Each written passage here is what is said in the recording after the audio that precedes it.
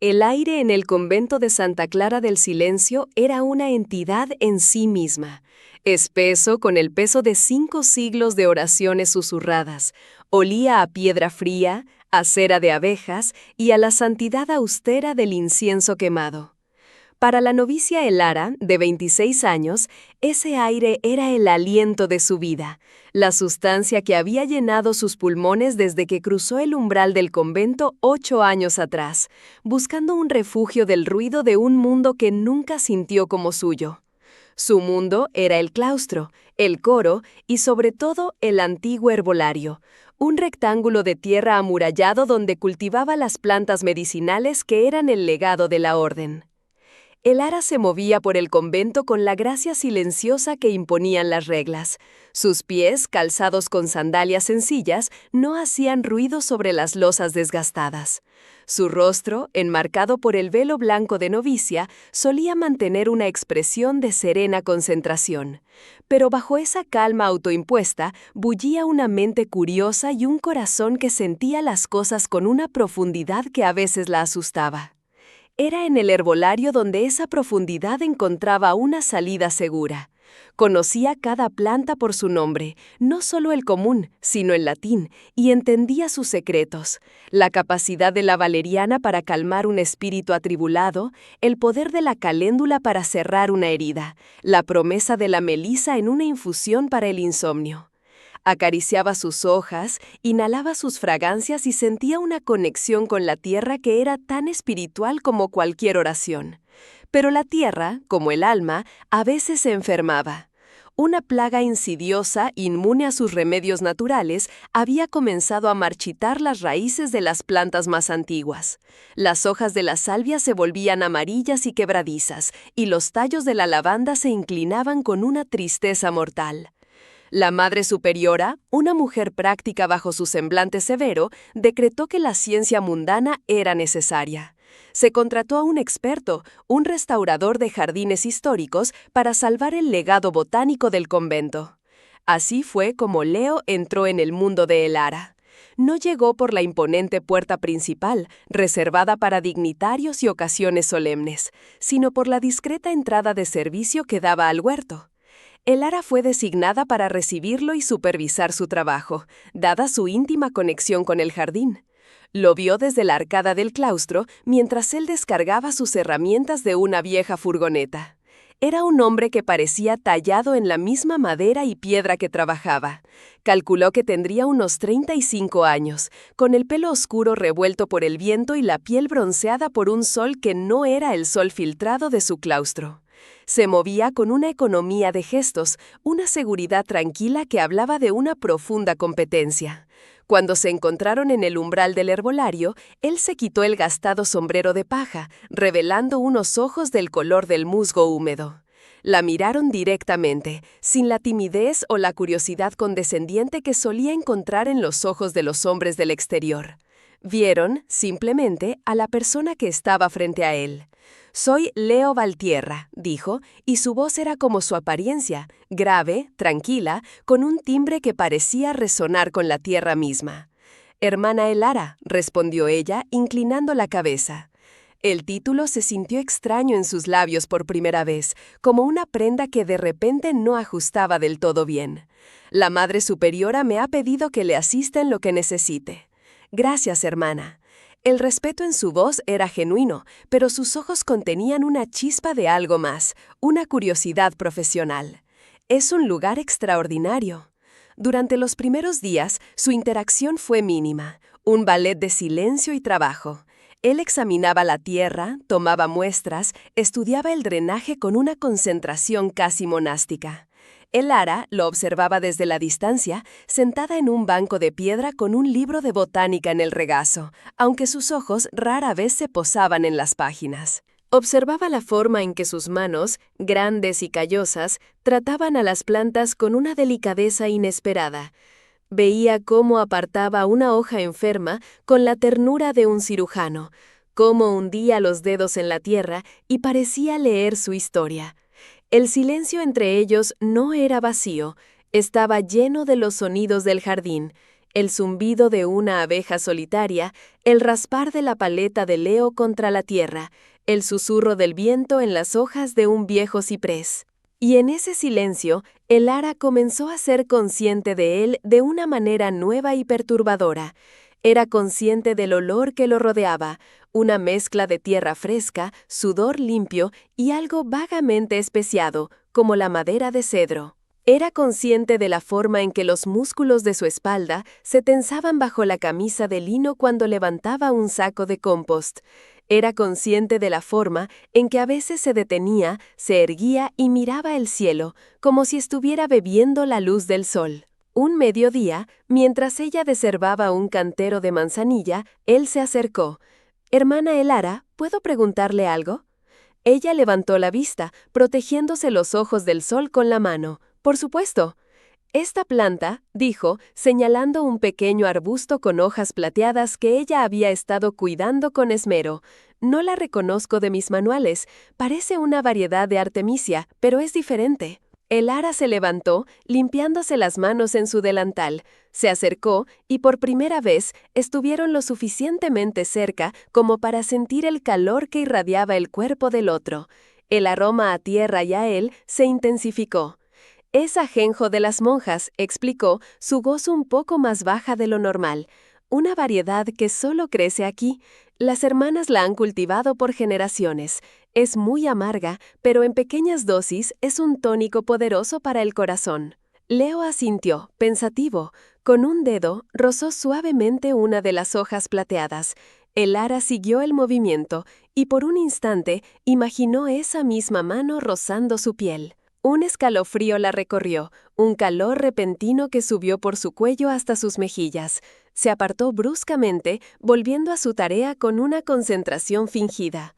«Un tónico para el corazón», repitió él, en voz baja, casi para sí mismo. «Interesante». A partir de ese día, el silencio comenzó a poblarse de palabras.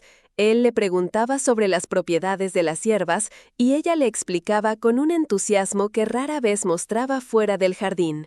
Él, a su vez, le hablaba de los jardines que había restaurado en toda España, los patios perfumados de Andalucía, los parterres geométricos de los palacios de Castilla, los jardines salvajes y románticos de la costa cántabra. Le hablaba del mundo exterior no como un lugar ruidoso y caótico, sino como un tapiz de belleza y vida. El ara escuchaba, cautivada. Sus historias eran ventanas a un universo que ella había elegido abandonar.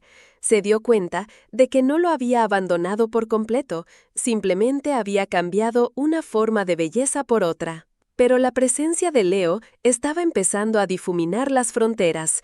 Una tarde, mientras trabajaban en extremos opuestos del herbolario, Leo descubrió algo. Detrás de una pared cubierta de hiedra centenaria, encontró los contornos de un arco de piedra. «Hermana Elara, venga a ver esto». Ella se acercó, intrigada. Él ya había empezado a arrancar la hiedra con cuidado, revelando una pequeña y pesada puerta de madera con herrajes de hierro forjado, completamente oxidada. «Parece una entrada», dijo él, pasando los dedos por la madera podrida. «Es la puerta al jardín secreto», susurró el ara, casi con reverencia. Así lo llamaban las hermanas mayores. Lleva décadas cerrado. Dicen que era el jardín de meditación personal de la fundadora del convento. Nadie ha entrado allí en casi un siglo. Los ojos de Leo brillaron con la luz de un explorador que ha encontrado un mapa del tesoro. ¿Podríamos abrirla? Era una ruptura de la tradición, una alteración del orden sagrado de las cosas, pero la curiosidad, una emoción que había aprendido a reprimir, la venció. «La llave se perdió hace mucho tiempo», dijo, aunque su tono ya no era de rechazo, sino de desafío. Leo sonrió, una sonrisa lenta que transformó su rostro serio. «Para eso están las herramientas», dijo. Pasaron los 2 días siguientes trabajando en la vieja puerta. Fue un trabajo íntimo y conspirador. Mientras el resto del convento seguía su ritmo inmutable de oraciones y deberes, ellos dos estaban en su rincón, susurrando, esforzándose juntos. Él trabajaba en la cerradura oxidada con una delicadeza increíble, mientras ella limpiaba la piedra del arco, descubriendo pequeños grabados de flores y pájaros. Se sentían como arqueólogos desenterrando un mundo perdido. Finalmente, con un chirrido agónico que pareció rasgar el velo del tiempo, la cerradura cedió. Leo empujó la pesada puerta, que se abrió hacia adentro, revelando no la oscuridad, sino una explosión de luz verde y salvaje. El jardín secreto era un caos glorioso. Estatuas cubiertas de musgo asomaban entre helechos gigantes.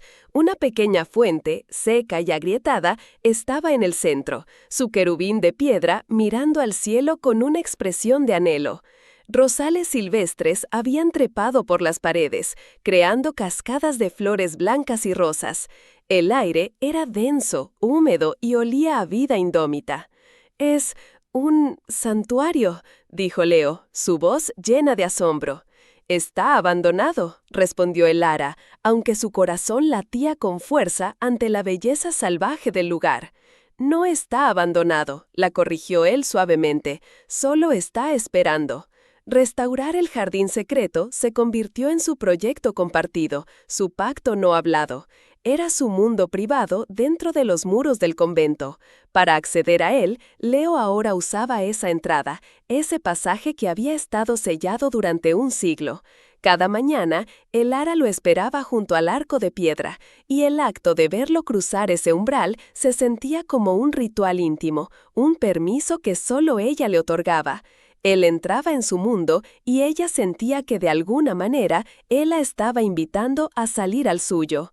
Dentro de ese santuario recuperado, las formalidades se desvanecieron. Ya no era hermana Elara, sino simplemente Elara, y él era Leo. Trabajaban codo a codo, sus manos a menudo se rozaban al alcanzar la misma herramienta o al examinar la misma raíz.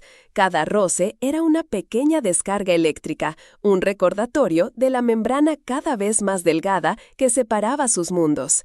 Sus conversaciones se hicieron más profundas. Hablaban de sus sueños, de sus miedos. Él le confesó que su vida itinerante, aunque llena de belleza, a veces lo hacía sentir sin raíces, como una de las semillas que el viento lleva de un lugar a otro. «Restauro los jardines de otros», dijo un día, mientras podaban un rosal, «pero nunca he plantado uno para mí». El ara, a su vez, le habló de sus dudas. Le confesó que había entrado al convento buscando silencio, pero que temía que lo que realmente había encontrado era una forma de esconderse de la vida. «Aquí todo está predefinido», le dijo, su voz apenas un murmullo. «Las horas, las oraciones, las respuestas. A veces me pregunto si he elegido la paz o simplemente la ausencia de elección». «La paz no es la ausencia de ruido, Elara», respondió él, deteniéndose para mirarla. Sus ojos de musgo eran serios y amables. «Es encontrar la música que hay debajo de él». Una tarde, una tormenta de verano estalló con una furia repentina. El cielo se oscureció y una lluvia torrencial comenzó a caer, convirtiendo el jardín en un torbellino de hojas y agua. Se refugiaron en una pequeña estructura de piedra en una esquina del jardín, una antigua casa de herramientas o un oratorio. El espacio era minúsculo, apenas suficiente para los dos. Estaban de pie, muy juntos, escuchando el rugido de la lluvia sobre el techo de piedra. El aire era frío, pero donde sus brazos se rozaban, el ara sentía un calor intenso. Podía oler la lluvia en el pelo de Leo, en su ropa, mezclada con su propio aroma a tierra. Levantó la vista hacia él y lo encontró mirando. En la penumbra, su rostro parecía más suave, sus rasgos menos definidos. La tensión entre ellos era tan palpable como la humedad en el aire, una cuerda tensa que vibraba con cada gota de lluvia que golpeaba el techo. Él levantó una mano, lentamente, como si temiera asustar a un pájaro. Con el dorso de los dedos, apartó un mechón de pelo húmedo que se había escapado de su velo y se había pegado a su sien. Su toque fue ligero como una pluma, pero envió una onda de calor por todo el cuerpo de Elara. Ella no se apartó, cerró los ojos, saboreando esa simple caricia, el primer toque deliberado y tierno que había sentido en años. Elara, susurró él, y su nombre en sus labios sonó como una oración, una pregunta y una declaración, todo a la vez. Ella abrió los ojos. En la profundidad de los suyos vio un reflejo de su propio anhelo, de su propia confusión.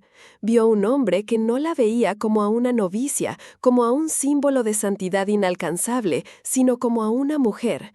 Y en ese momento, bajo el estruendo de la tormenta, eso era todo lo que ella quería ser. La tormenta pasó tan rápido como llegó. Salieron del refugio a un mundo lavado y reluciente. El sol se abría paso entre las nubes, y cada hoja y cada pétalo del jardín brillaban con gotas de lluvia como si estuvieran cubiertos de diamantes. El momento de intensa intimidad quedó suspendido entre ellos, sin resolver, haciendo que los días siguientes fueran a la vez dulces y agónicos. El trabajo en el jardín estaba llegando a su fin. El herbolario principal estaba sano y próspero, sus colores más vivos que nunca, y el jardín secreto era una obra maestra de belleza recuperada.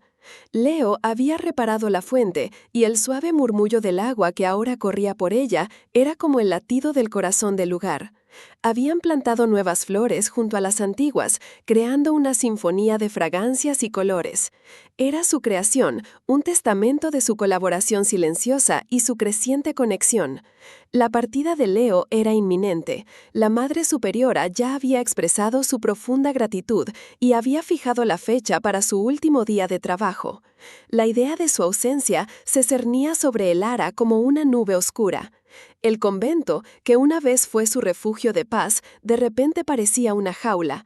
El silencio, que una vez fue su consuelo, ahora amenazaba con ser un vacío ensordecedor, un vacío con la forma de Leo.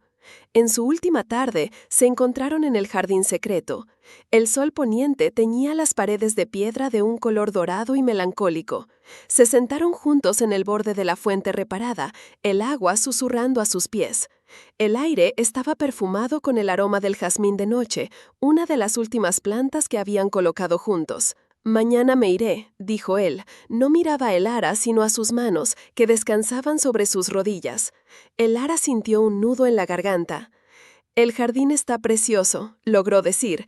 «Las hermanas, todas estamos muy agradecidas». Sonaba formal, distante, y odió la falsedad de sus propias palabras. Leo finalmente la miró. Había una tristeza en sus ojos que reflejaba la de ella. «Este jardín no se habría recuperado sin ti, Elara. Tú conocías su alma, yo solo le di un poco de orden». Se inclinó y arrancó una pequeña flor blanca de una planta de mirto que crecía junto a la fuente. Se la ofreció. «El mirto», dijo en voz baja, en el viejo lenguaje de las flores, significa amor. Elara tomó la flor. Sus dedos temblaban al rozarlos de él. La flor era pequeña y perfecta, su fragancia delicada y dulce.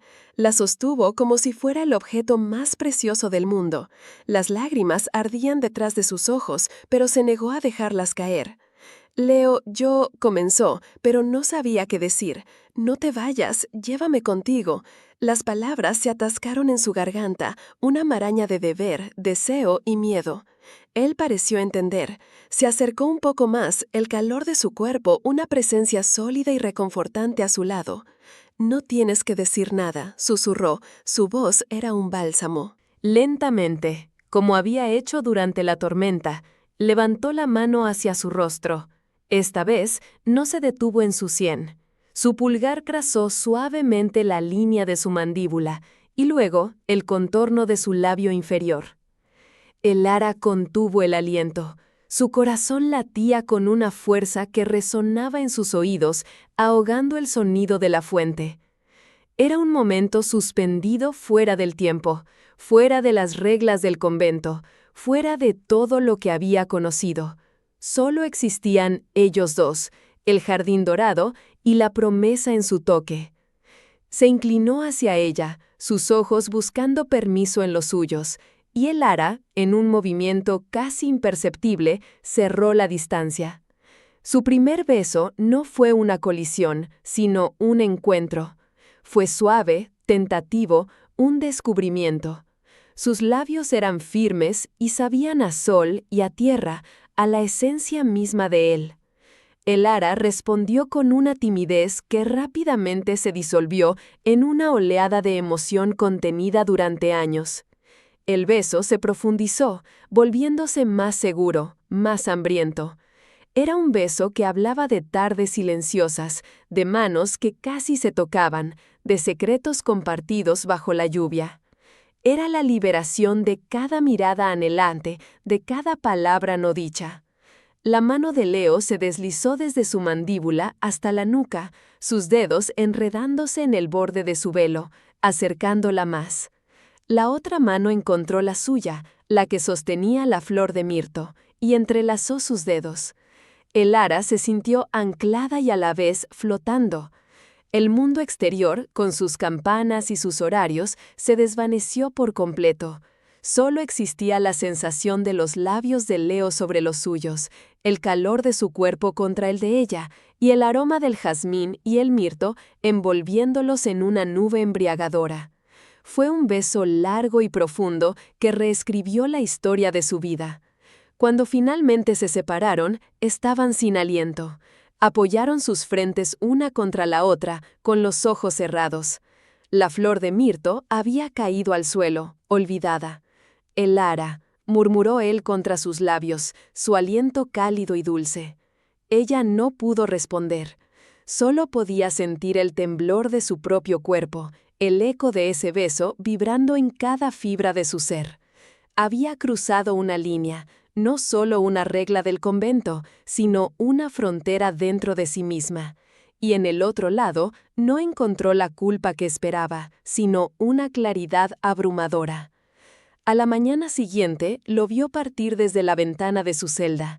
No hubo despedidas. El beso de la tarde anterior había sido su adiós, una promesa sellada en el corazón de su jardín secreto. Vio su vieja furgoneta alejarse por el camino de tierra hasta convertirse en un punto en la distancia, y sintió un dolor agudo y limpio, el dolor de una amputación. Los días que siguieron fueron extraños. El convento volvió a su ritmo inmutable, pero para el ara todo había cambiado. El silencio ya no era pacífico, estaba lleno de la memoria de la voz de Leo. El aroma del incienso se mezclaba en su mente con el recuerdo del olor a tierra y a lluvia. Durante las oraciones cerraba los ojos y veía su rostro. Esa tarde, después de las vísperas, no fue a la capilla.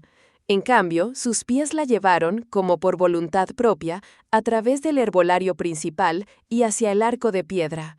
Empujó la pequeña puerta de madera, que ahora se abría sin esfuerzo, y entró en el jardín. El lugar estaba tranquilo, bañado por la misma luz dorada de la tarde anterior. El agua de la fuente susurraba su canción constante. Se arrodilló en el borde y vio la pequeña flor de mirto blanca. No estaba marchita. Parecía tan fresca como cuando él se la había dado.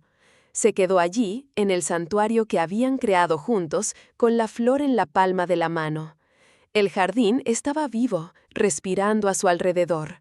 Era un legado de su presencia, una prueba de que lo que había sucedido entre ellos era real. El ara miró más allá de los muros del jardín, hacia las colinas que se extendían en la distancia, hacia el mundo que Leo habitaba. Por primera vez en 8 años, no vio un lugar ruidoso del que huir, sino un horizonte lleno de posibilidades. La paz, había dicho él, era encontrar la música. Y por primera vez, el ara sentía el comienzo de una melodía dentro de ella, una que no estaba escrita en ningún libro de salmos, una melodía que tendría que aprender a cantar sola, o quizás encontrar a alguien con quien compartirla. La flor de mirto descansaba en su mano, una pequeña y blanca pregunta esperando su respuesta.